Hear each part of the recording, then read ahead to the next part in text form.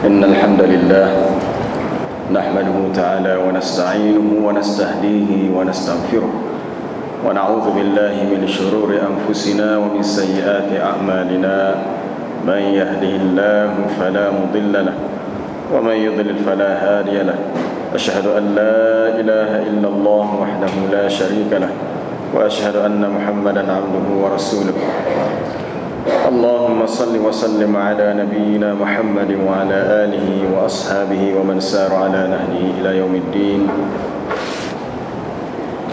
اللهم علمنا ما ينفعنا اللهم زدنا علما وارزقنا فهما. Sebelum kita menyambung tafsiran untuk ayat yang ketiga yang seterusnya, untuk tambahan ayat kedua bahagian akhir, yufassilul ayati la'allakum biliqa'i rabbikum tuqinun. Allah Subhanahu wa taala menjelaskan ayat-ayat atau tanda-tanda kekuasaannya, mudah-mudahan kamu yakin dengan adanya pertemuan dengan Tuhan kamu. Sebagaimana yang telah Amba sebut 2 minggu lepas, berhubung dengan perlunya ada suatu al-yakin, keyakinan, bukan sekadar beriman atau percaya bahawa kita akan mati, kita akan bertemu dengan Allah, tetapi yakin dengan sesungguh-sungguhnya. Keyakinan dengan adanya biliqa'illah, pertemuan dengan Allah, sebenarnya hasil daripada keyakinan kita kepada segala ajaran-ajaran Allah Ta'ala. Yakin dengan kitabnya, yakin dengan Rasul yang diutuskannya.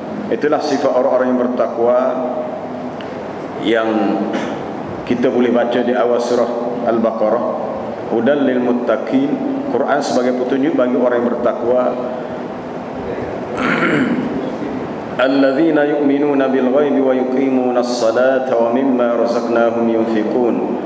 Itu orang-orang yang beriman dengan perkara yang gaib, orang yang mendirikan salat dan menafkahkan apa yang kami rezekikan kepada mereka. Walladzina yu'minuna bima unzila ilaika wa ma unzila min qablik.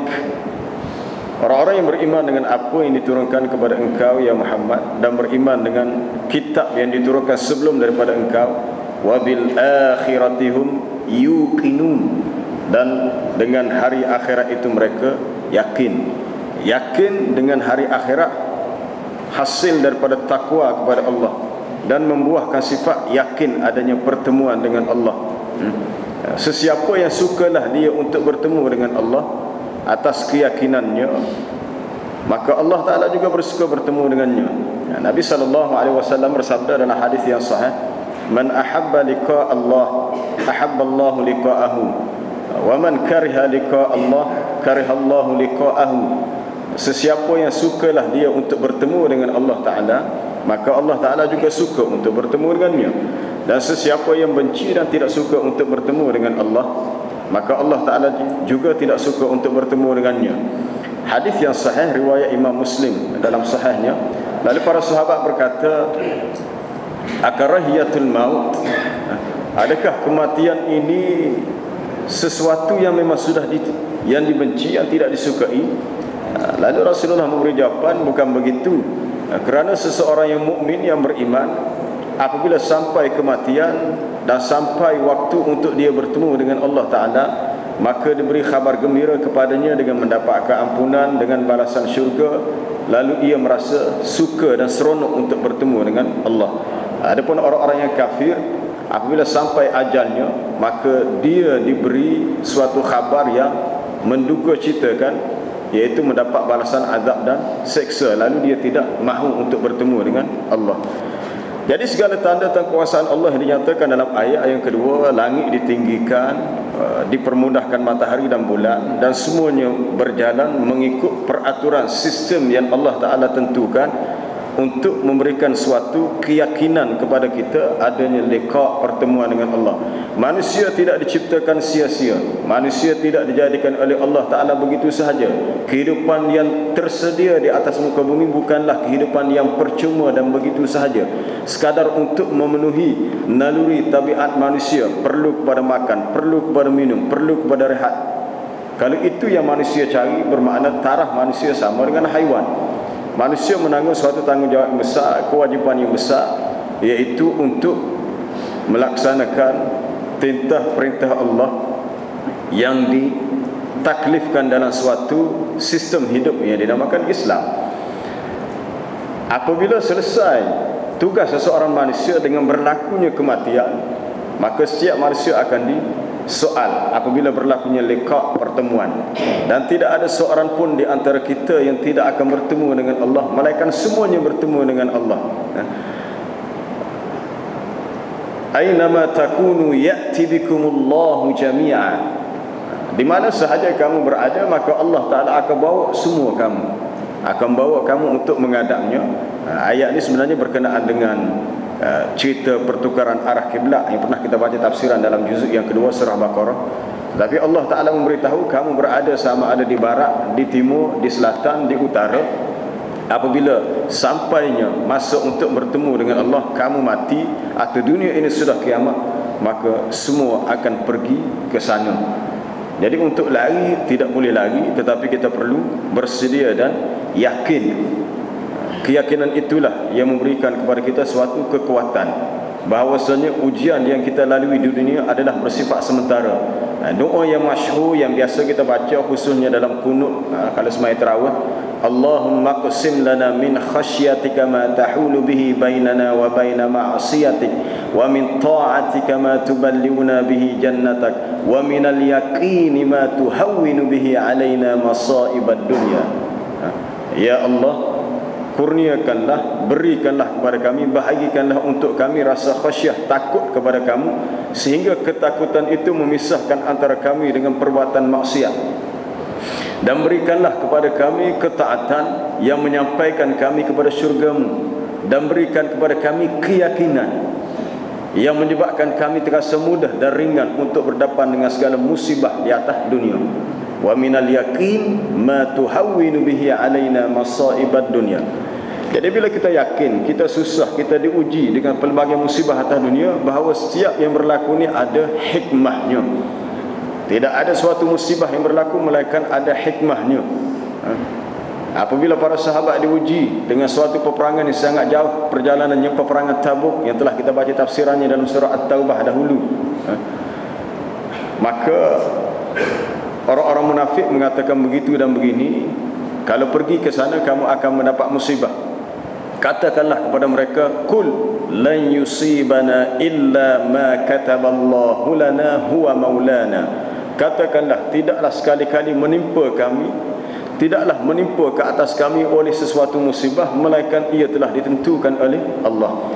Nabi SAW bersabda dalam hadis yang sahih riwayat Imam Muslim, ajaban li amril mu'minin, sungguh ajaib dan pelik urusan orang mukmin. Inna amrahu kullahu lahu khairun, sesungguhnya urusan orang beriman semuanya adalah baik untuk dia. In asabathu sarra syakara fakana khairan lah, sekiranya dia ditimpa oleh kebaikan maka dia mendapat, lalu dia bersyukur, dan itu adalah kebaikan bagi dia sebab dia dapat pahala bersyukur. Wa in asabathu dharra sabara fakana khairan lah, sekiranya dia ditimpa oleh kesusahan maka dia boleh bersabar, dan kesabaran itu jadi kebaikan bagi dia sebab dia dapat pahala bersabar. Wa laisa dzalika li ahadin illa lil mu'min, dan perkara itu tidak berlaku kepada sesiapa pun kecuali bagi orang yang beriman. Dapat hal tu pun ada pahala, dapat hal ni pun dapat pahala. Kenapa ini berlaku? Sebab yakin. Yakin yang kita minta. Wa minal yaqin ma tuhawwinu bihi alaina masa'ibad dunya. Dalam kaedah fiqhiyah ada satu kaedah kulliyah, kaedah yang besar disebut al-yaqin la yuzalu atau la yazulu bisyak. Keyakinan tidak boleh dihilangkan dengan syak. Dalam kaedah fiqh, bila kita buat sesuatu yang disertakan dengan keyakinan, maka ia sudah memadai. Kaedah ini diistimbatkan oleh para ulama apabila Nabi SAW bersabda, ketika baginda mendengar pengaduan seorang lelaki yang rasa syak adalah solat dia, adakah wuduk dia terbatal ataupun tidak, dia was-was batal pada Ismail tadi. Dalam kes yang lain, seorang mengadu dia syak adalah solat, adakah Ismail 3 ke 4. Lalu Nabi SAW bersabda, idza syakka ahaduhum fi salatihi falan yadri kam shalla, falam yadri kam shalla thalathan an arba'an falyatrahi syak wal yabni ala mastaiqana. Apabila seseorang itu syak dalam solatnya, dia tidak tahu dia semaya 3 atau 4 rakaat, maka hendaklah dia membuang rasa syak dan dia bina atas yakin. Tidak sebut bab yakin.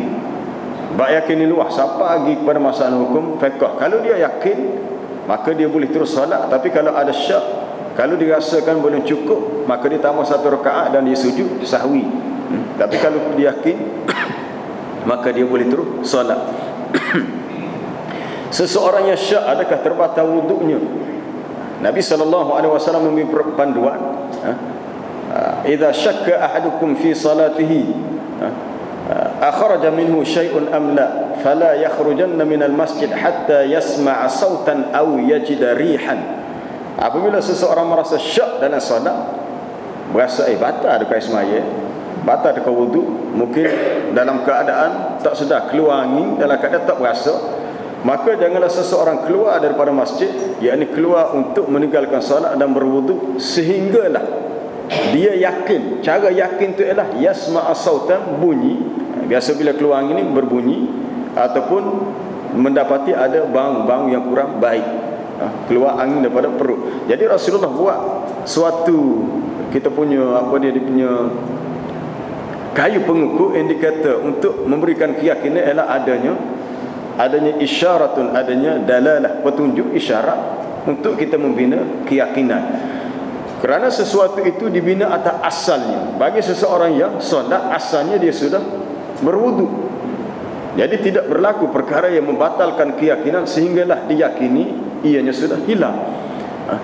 Kalau tadi kita dah ambil ismaya dah untuk salat maghrib, kemudian masuk isyak, kita pun ialah mungkin kalau dalam masjid kita yakin bahawa wuduk masih ada, tapi kalau kita pergi rata-rata situ sini, lepas tu nak semaya isyak tu rasa ada lagi kedai ismaya ni, kita dah berasa.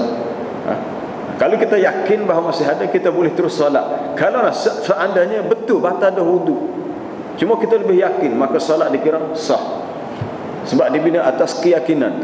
Kecuali kalau orang itu yakin bahawa wudu itu sudah batal, itu lain cerita lah, sebab dibina atas keyakinan. Adapun terbatalnya wudu tadi berlaku dalam keadaan dia tak sedar, dia tak tahu, maka dia dibina di atas keyakinan, dan solat itu dikira sah atas keyakinan ketika itu. Dan ia masuk dalam banyak kawaid mundarijah, kaedah-kaedah cabar dalam masalah fiqh berkenaan dengan yakin. Al-aslu baqa'u ma kana ala ma kana. Asal itu dikira sesuatu itu kekal mengikut yang awalnya, yang asalnya. Bagaimana kita nak membina keyakinan? Kadang-kadang orang bercakap dalam bab membina keyakinan diri. Nak membina keyakinan diri bukanlah satu perkara yang mudah, payah. Kita hendaklah memberanikan diri. Kita kata tak usah kata kerja yang besar-besar. Ada di kalangan rakan-rakan nama saya mau sendiri, kalau tanya ada terlibat dengan kuliah di masjid, tak yakin, dia kata. Tak ada keyakinan diri. Setengah kata tak berani, setengah kata segan, malu. Soal yakin tak yakin itu perkara kedua. Soalnya kalau kita tidak mencuba, apabila kita yakin. Kalau kita tidak mencuba, ada yang kata amu tak biasa lah. Kalau tak pernah buat, macam mana nak biasa? Puncanya kerana tidak ada keyakinan diri.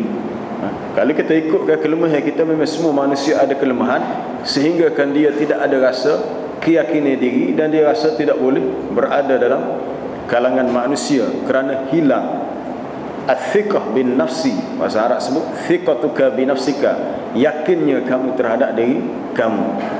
Baik. Agama mengajar kepada kita keyakinan itu bermula dengan ilmu. Bermula dengan ilmu. Ilmu itu datang daripada Allah Ta'ala. Segala yang manusia usahakan yang disebut ilmu teori ni, ilmu sains ni, ilmu yang terhasil akibat daripada eksperimen, uji kaji, berbagai research, kaji selidik yang manusia buat. Kemudian terciptalah formula bahawa kalau buat gini, teori ni akan jadi gini. Ilmu wahyu tidak begitu. Ilmu wahyu dia tidak bermula dengan eksperimen, kaji selidik, tapi dia mari dalam bentuk pasang siap, sudah siap dah, kita terima. Cuma dia tidak datang sekaligus. Wahyu itu turun secara beransur-ansur. Kita hanya terima, tidak perlu kita buat kaji selidik apa hikmah salah, apa hikmah haji, apa hikmah walaupun mungkin setengah hikmah tu kita tahu, dan mungkin setengah hikmah tu kita tak tahu. Maka kita terima perintah itu dengan yakin bahawa ini adalah perintah daripada Allah. Sebenarnya keyakinan itu kita boleh rasa dari diri kita. Apabila kita beribadat, kita merasa tenang. Apabila kita ingat kepada Allah, jiwa kita rasa tenang. Sebab itu apabila Wabisah bin Ma'bad radhiyallahu anhu datang bertemu Rasulullah dalam hadis riwayat, dua riwayat, Wabisah bin Ma'bad dan Nawas bin Sam'an, dia bertanya tentang albir, berbuat kebaikan, kebajikan. Salah satu jawapan Rasulullah adalah istafti qalbak, mintalah fatwa dengan hati kamu. Minta fatwa ni, tanyalah hati kamu. Kalau kamu yakin yang benda tu baik, kamu rasa tenang untuk melakukannya. Sebab albirru ma itma'anni ilaihi nafs, apa yang jiwa kamu rasa tenang kepadanya.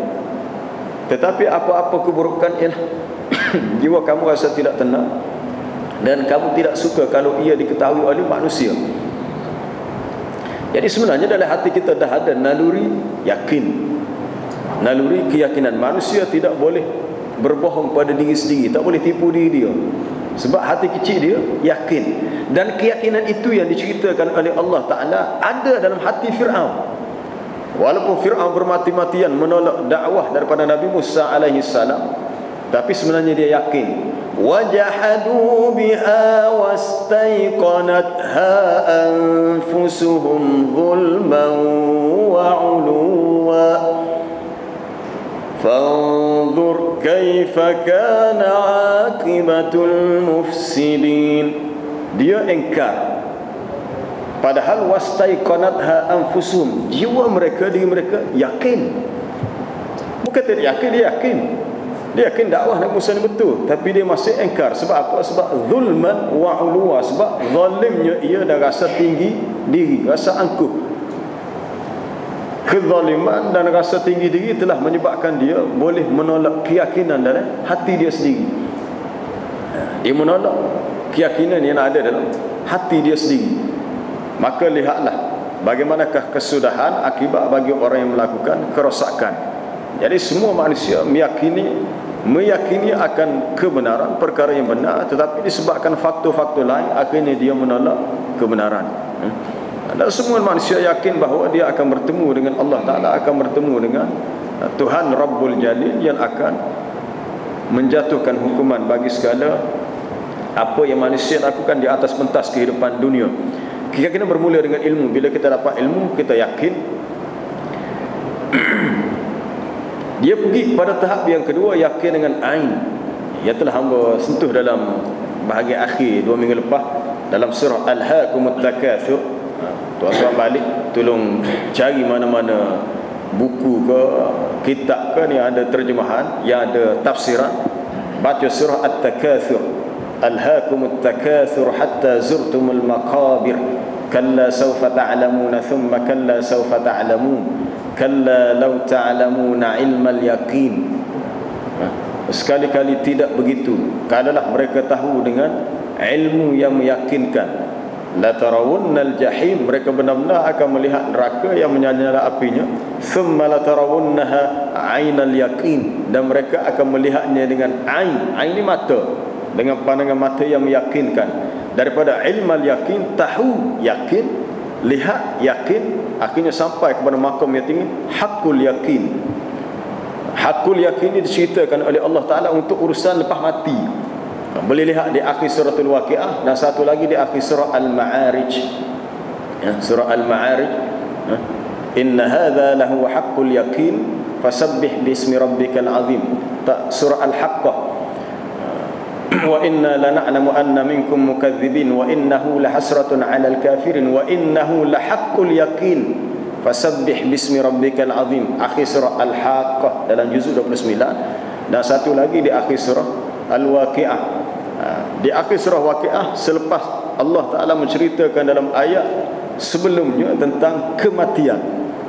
tentang kematian. Bila seseorang itu mati, dia akan yakin dengan yakin yang sungguh, bukan ilmal yakin, bukan ainal yakin, hakul yakin. Dalam surah Al-Haqqah berhubung dengan situasi yang akan dilalui oleh manusia di hari akhirat nanti, sehingga segala-galanya jelas di depan mata, maka manusia akan yakin dengan yakin yang sungguh. Yakin yang sungguh ni digambarkan dalam surah Qaf. Apabila orang-orang yang dahulu tidak beriman dan mereka melihat segala-galanya sudah ada di depan mata, fakashafna anka ghita'aka fabasaruka al-yawma hadid, maka pada hari itu kami singkapkan pandangan mata kamu wahai manusia, kami cabut ghita' ni penutup, maka jadilah pandangan ke mata kamu pada hari ini hadid, sangat tajam. Hadid dalam bahasa Arab ada dua maksud. Hadid besi pun boleh, hadid dengan maksud tajam pun boleh. Tajam tu dalam tafsir sebut pandangan yang yakunun nazar nafidan qawiyan, nafidan qawiyan, pandangan itu jadi seperti tembus sebab terlalu yakin.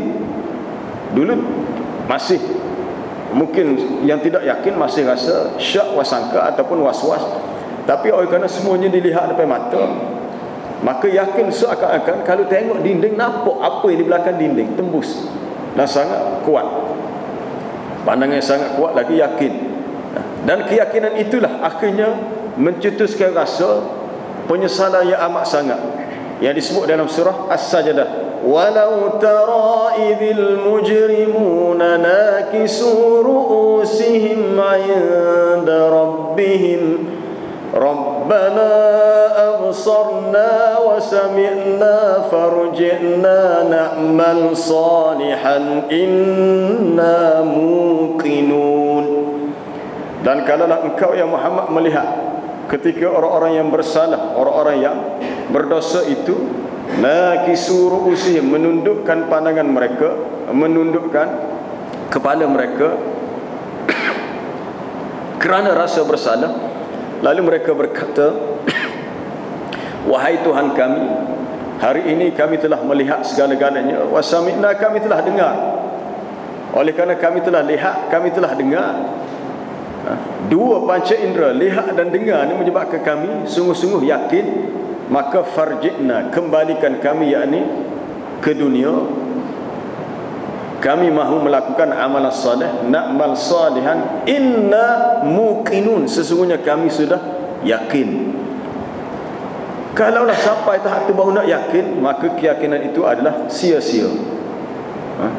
Sebab itu dalam ayat itu Allah Ta'ala tersebut, mereka berkata farji'na na'mal salihan inna mu'minun, hatalah kami balik ke dunia, kami mahu melakukan amalan salih sebab kami dah beriman, ataupun kami dah muslimun, kami dah jadi orang Islam. Tak, muqinun, kami jadi orang yang yakin.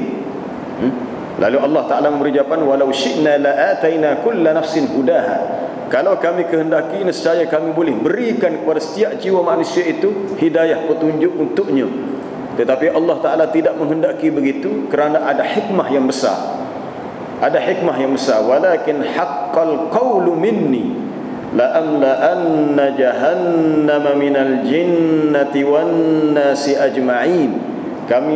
Aku akan penuhkan isi neraka Jahannam dengan kebanyakan daripada manusia dan jin semuanya. Kalau baca ayat ni kena beringat sebab banyak nun bersabdu. An-nun al-musyaddadah hukmuhu wajibul ghunnah, wajib dengar.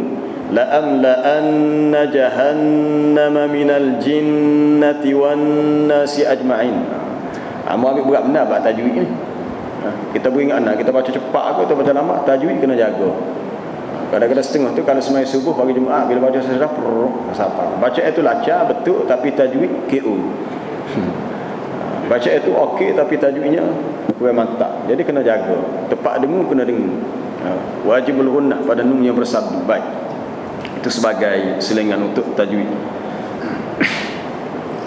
Ainal yaqin, siapa kepada hakul yakin? Kadang-kadang adalah perbahasan kita akan jumpa dalam beberapa kitab-kitab tasawuf, dia buat pembahagian ilmal yakin, ainul yakin, itu pun satu-satu perbahasan yang menarik juga.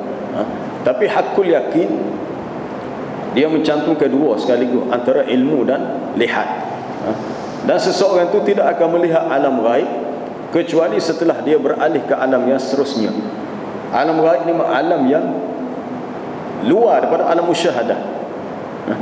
Di keliling kita ni kita tak nampak ada alam lain. Alam jin, alam gaib. Alam malaikat, alam gaib. Kita tak nampak. Dan Allah Ta'ala tidak memberi keizinan untuk kita melihatnya.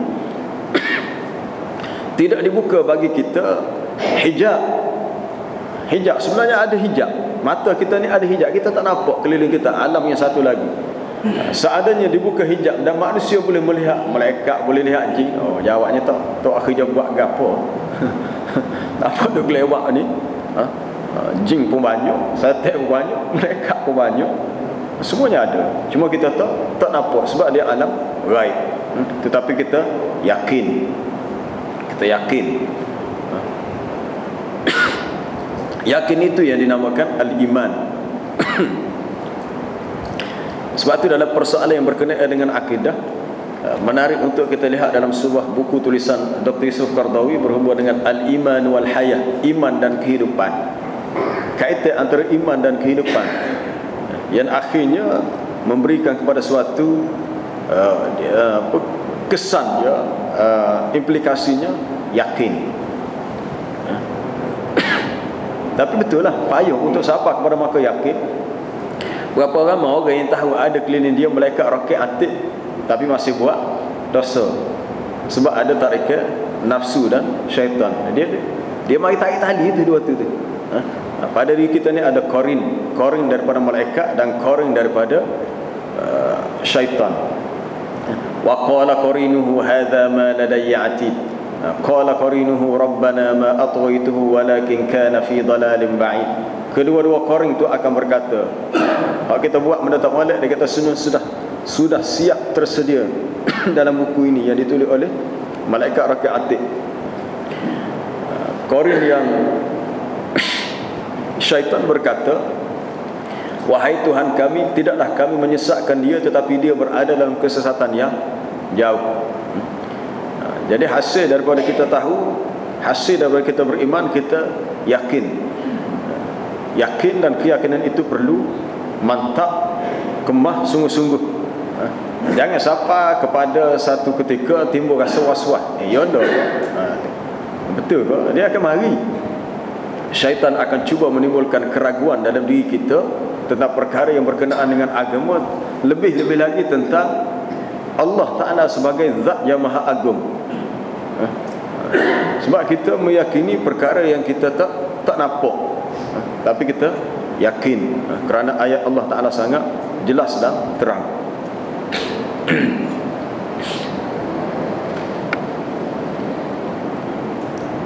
Kemudian cara yang lain doa.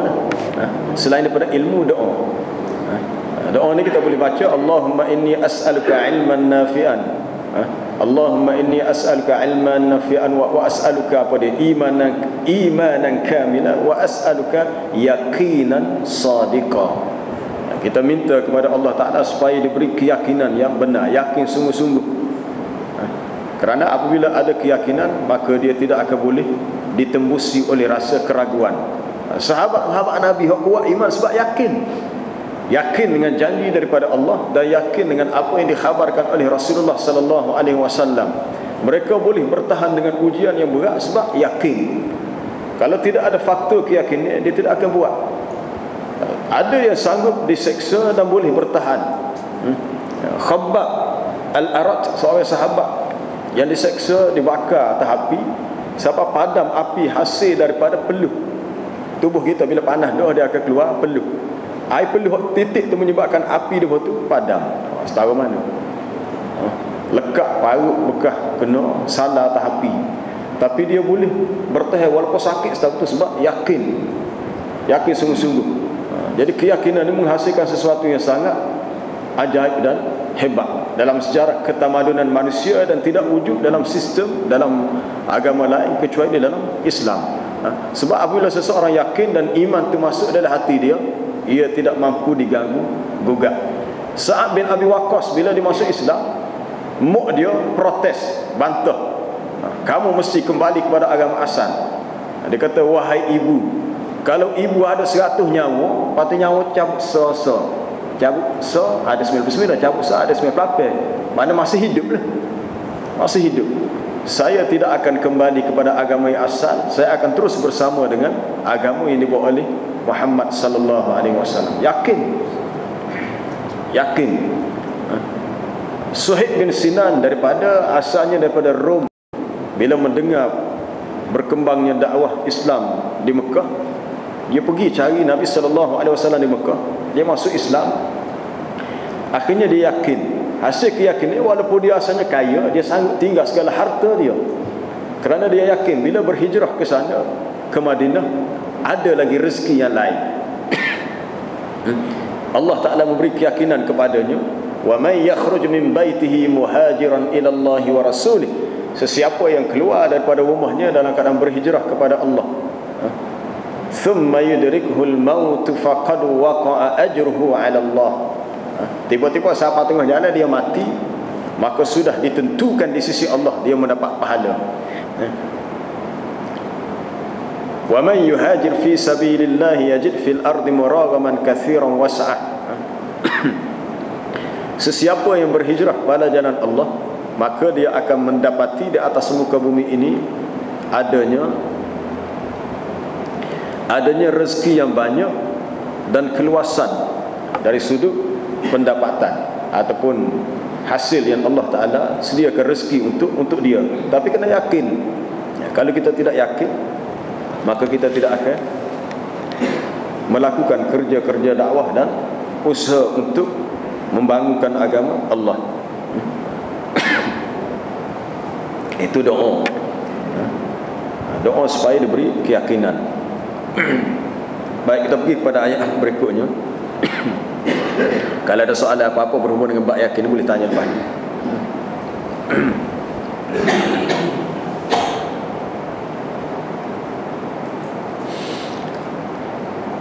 A'udzu billahi minasy syaithanir rajim. Wa huwal ladzi maddal arda wa ja'ala fiha rawasiya wa anhara.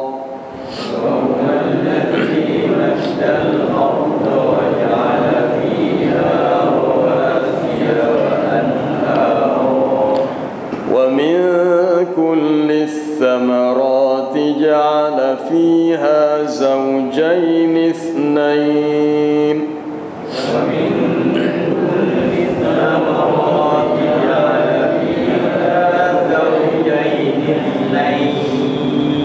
يغشي الليل النهار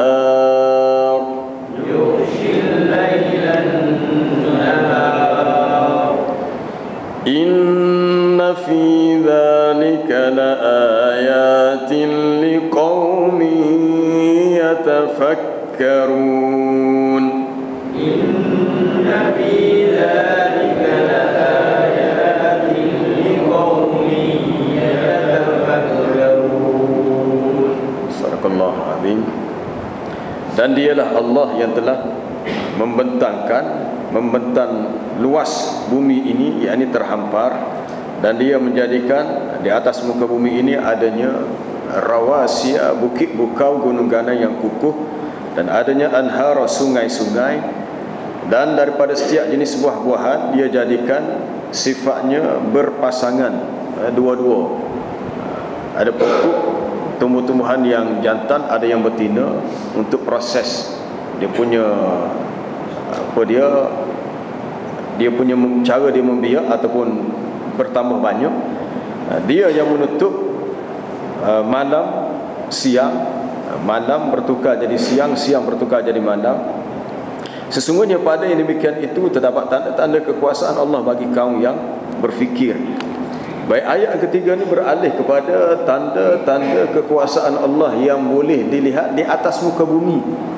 Ayat yang sebelumnya berhubung dengan ia punya topiknya tentang langit. Langit itu 7 lapis, kemudian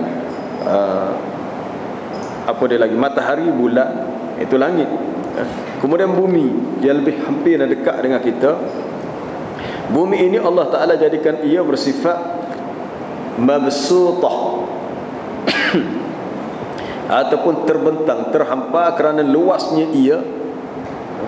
Walaupun sebenarnya bumi ini bulat. Bulat tu ni sebab dia besar, cuma bila kita ni kecil, maka kita nampak dia terbentang seperti suatu hamparan yang luas. Sebelum manusia mengetahui bumi bulat, mereka ingat bumi ini seperti benda yang apa dia? Yang flat, yang rata. Rata makna kalau jalan jauh pun jatuh bawah. Jatuh mana tak tahu lah. Jadi kuasa bumi ini seperti suatu lantai yang rata. Bila sampai di hujung ke jatuh, ya. Tapi akhirnya manusia menemui menemui fakta bahawasanya bumi ini bulat, hasil daripada rehlah pengembaraan. Bila musim-musim akhirnya sapa-sapa yang sama.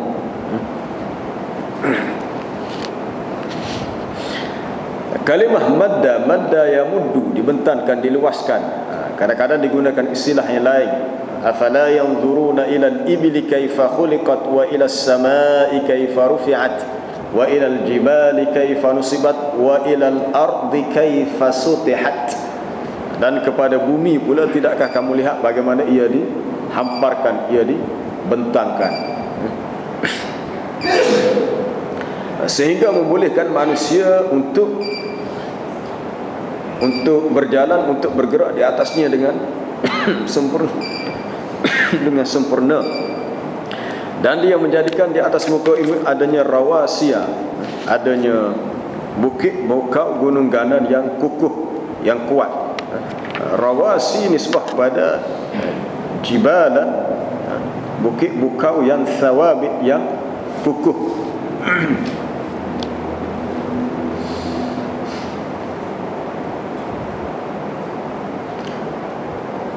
Ataupun bukit bukau yang disifatkan rasiyat syamikhat, yang kukuh ataupun yang teguh, yang kuat. Allah Ta'ala menjadikan bukit bukau ni sebagai sebagai pasak. Pasak ni sebagai binaan yang mengukuhkan kestabilan bumi.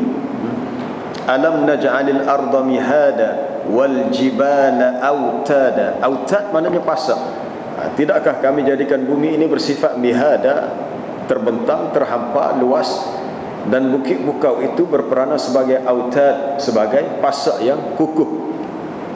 Pasak ni makna benda yang boleh mengukuhkan sesuatu binaan. Kalau kita buat bangunan tinggi, dia punya pasak dia tu mesti jauh dari tanah lah. Kalau bangunan 10 tingkat, dia mesti pasak dia punya curucuk dia tu, tiada dan itu semakin jauh dari tanah. Kalau bangunan itu setingkat 2 tingkat, tidak ada dalam sangat, bergantung kepada ketinggian bangunan. Jadi bumi begitu juga. Allah Ta'ala jadikan ia sebagai autad, pasak, merujukkan kepada kuah, kekuatan. Sifat autad untuk menggambarkan kekuatan disebut dalam surah Al-Fajr berhubung dengan kisah satu kaum. Alam tara kaifa fa'ala rabbuka bi'ad irama dhatil imad. Imad itu tiang. Tidakkah kamu lihat apa yang Tuhan kamu lakukan kepada penduduk Iram, bukan Iran, ada sekarang ini Iram, alif ram mim. Alam tara kaifa fa'ala rabbuka bi'ad, iaitu merupakan kaum Ad yang terletak di Yaman, kawasan yang dinamakan Ahqaf. Mereka ini adalah suatu golongan yang mempunyai imad, kekuatan. Asalnya imad ni tiang. Tiang imad sama dengan autad, pasak. Peranan bukit adalah untuk keseimbangan bumi, supaya bumi ini tidaklah sentiasa mengalami zilzal, gempa bumi. Mengikut ahli kajian geologi, dia punya jalur perjalanannya, kawasan gempa bumi daripada atas banjaran Himalaya, dia terus turun melalui bahagian Arakan di Myanmar tu, yang tepi laut Teluk Benggala, terus pergi kepada Pulau Sumatera, sampai ke bawah, masuk kepada Pulau Jawa, dan naik atas ke Sulawesi, terus kepada Filipina. Ini bahagian bawah bumi, tepat laluan dia punya cecair yang sangat panas. Sebab kita tengok kawasan-kawasan ini penuh dengan gunung berapi. Sebab gerakan gunung berapi yang mengalami tekanan kuat menghasilkan suatu goncangan yang kuat yang disebut zilzal. Zilzal ni akan berlaku paling hebat sekali pada hari kiamat. Idza zulzilatil ardu zilzalaha, zilzal, iaitu gempa bumi. Baik. Mengikut ahli geografi di Saudi sendiri, rakan-rakan beritahu, dia kata sebenarnya di Saudi sendiri termasuk kawasan yang berlaku zilzal, gempa bumi sebenarnya. Dia daripada situ dia pergi kawasan bahagian utara Iran, Iraq, Iran. Ke Iran pun negara yang banyak mengalami gempa bumi. Tapi mungkin dengan kuasa Allah Ta'ala ada kehendaknya, tidak pernah berlaku di Mekah dan di Madinah gempa bumi. Tak pernah berlaku. Kita boleh bayangkan kalau berlaku macam mana. Kalau Allah Ta'ala takdir berlaku, mungkin setiap kali berlaku, mungkin Kaabah takkan butuh kena buat hal lain pula. Tapi Allah Ta'ala tidak mengizinkan berlaku begitu. Baik. Peranan bumi ini sendiri dan juga binaan bukit bukau yang besar mempunyai hikmah yang besar. Hikmahnya apabila kita berada di tempat yang tinggi, kita akan melihat kekuasaan Allah yang lebih luas. Tempat yang disebut apa tadi? Rawasiya, bukit bukau. Kalau kita di Malaysia, kita ada dipanggil Banjaran Titiwangsa, kawasan yang tanah tinggi. Kalau di Sabah ke apa, ada Gunung Kinabalu tu, Banjaran apa tak ingat nama. Rocker, hanyalah rocker. Kalau hak paling tinggi sekali ialah Banjaran Himalaya, yang terdapat di situ Gunung Everest, paling kemuncak paling tinggi di dunia. Keseimbangan alam ni Allah Ta'ala ciptakan untuk kita. Perlu sebenarnya sekali-sekali kita ambil peluang untuk kita naik tempat yang tinggi. Seorang sahabat nama Jabir bin Abdullah menceritakan, biasa kami berjalan-jalan tempat yang jauh, kadang-kadang kami naik tempat tinggi, ada turun tempat bawah, tempat rendah. Bila naik tempat tinggi, kami akan bertakbir. Bila turun tempat rendah, kami akan bertasbih. Idza sa'idna, bila kita naik, mana naik atas bukit tempat tinggi, kabbarna. Wa idza nazalna, bila turun tempat rendah, sabbahna, kami bertasbih. Kata Abu Musa al-Ash'ari, bila naik tempat tinggi, ada yang bertakbir, Allahu Akbar, Allahu Akbar, bila melihat pemandangan daripada atas bukit. Kita duduk tempat tinggi. Ramailah sahabat-sahabat yang bertakbir dengan kuat. Lalu ditegur oleh Nabi SAW dalam hadis Sahih Bukhari, irba'u ala anfusikum, simpatilah, kasihanilah pada diri kamu.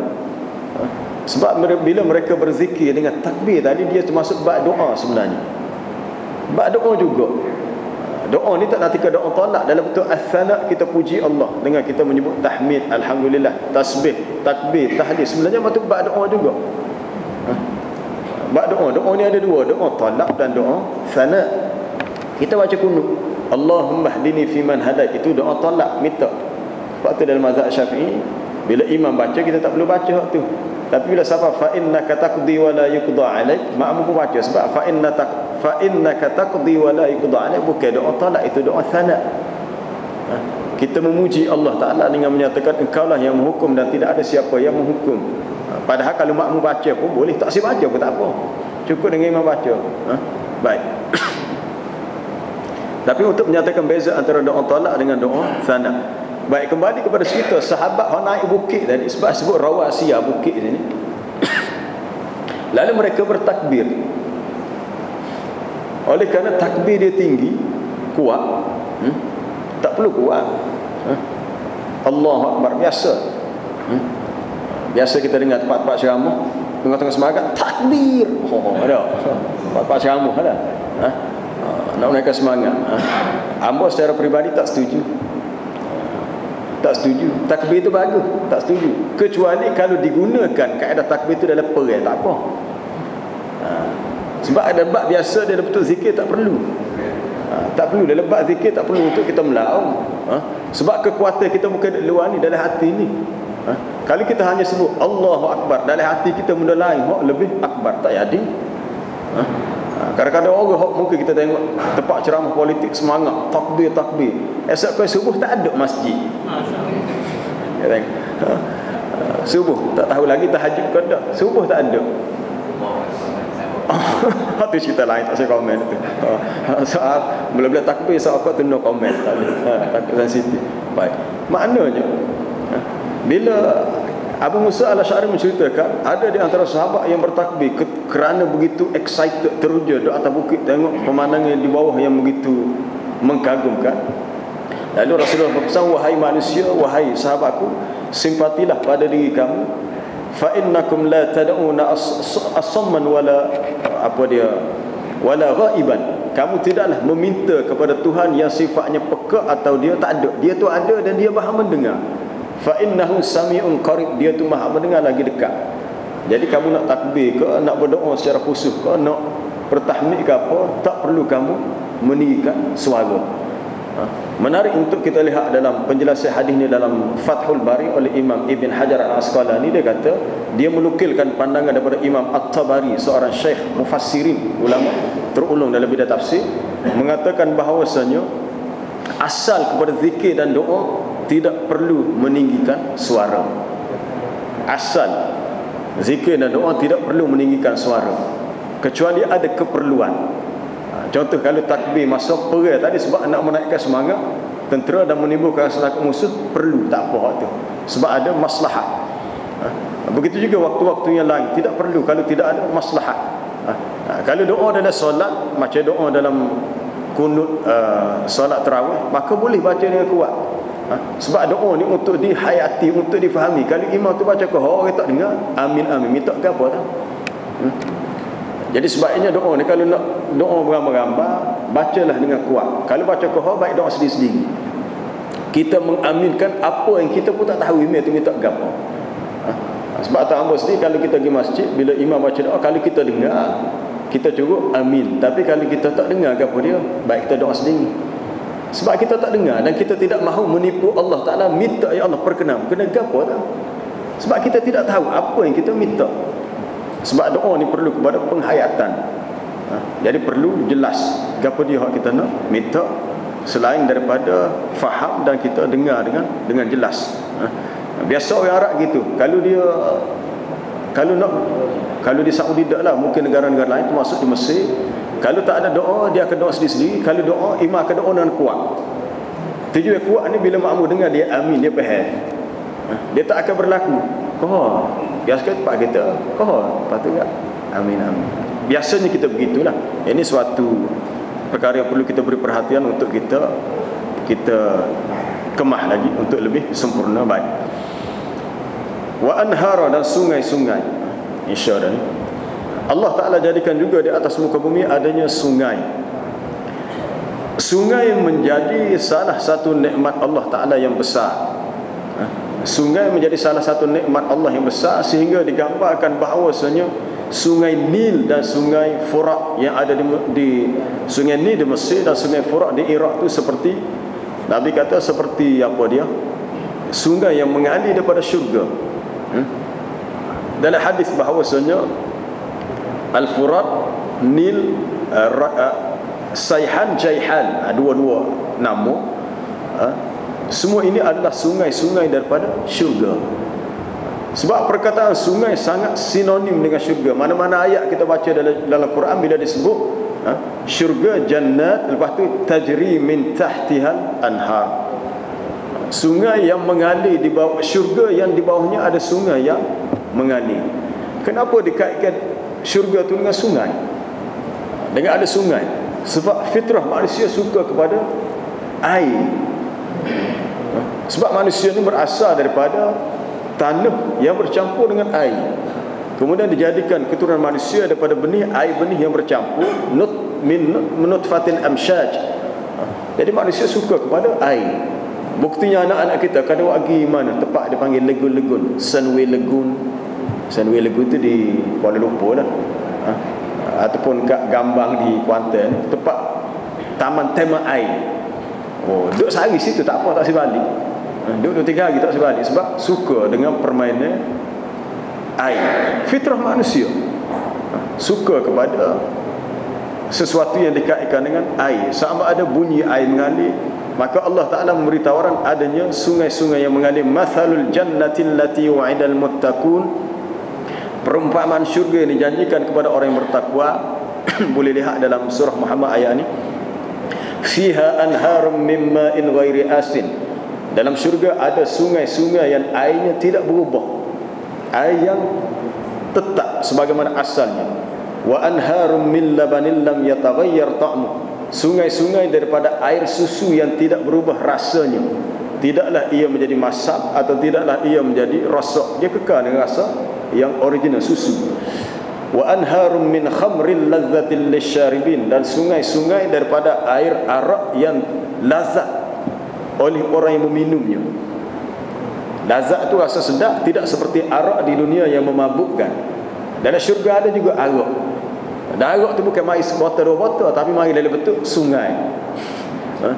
Dan yang keempat, wa anharum min asal, sungai daripada madu yang musaffa, yang tertapis, yang tidak bercampur dengan unsur yang luar. Itu sebahagian daripada nikmat syurga yang berupa nikmat sungai. Sebelum itu kita akan jumpa apa yang disebut dengan Kautsar.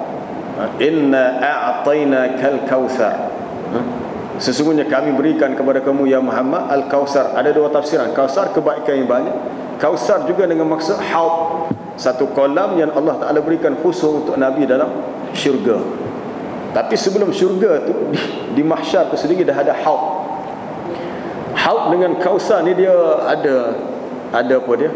Ada connection, dia ada hubungan, ada pertalian. Sebab air pada haud ini, air daripada kolam haud ini mengalir daripada Kautsar sana. Maka di mahsyar nanti kita akan jumpa dengan Nabi situlah. Akan jumpa Nabi, dan dia akan memberi minum kepada kita bagi sesiapa yang dia kehendaki. Bukan semua boleh minum. Ada dah hadis Sahih Bukhari, ada orang tak boleh minum. Atau kena cerita naik kali siapa dia tak boleh minum.